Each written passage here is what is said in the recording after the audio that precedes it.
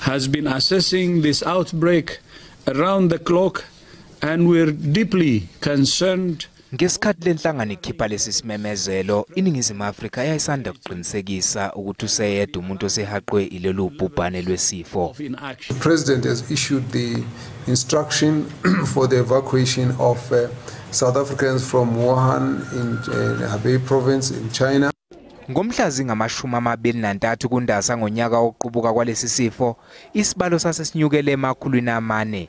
Ngosuku olulandelayo kwavalwa abanye abayi-129.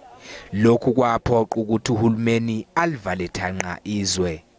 As a consequence, the National Coronavirus Command Council has decided to enforce a nationwide lockdown for 21 days with effect from midnight on Thursday, the 26th of March.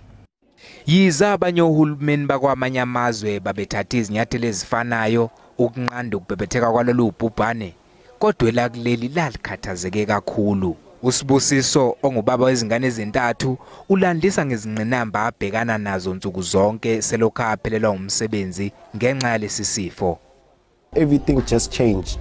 When time goes on, you have to get another job. You can't provide for bona. It's gonna be tough. So they decided, we're gonna move out. I do blame the government. I think they should have tried to get a show with Tonkomuntu Oluzum Sebenzi if Gunamanyama Kampana Funabantu Bakalengabo at those times.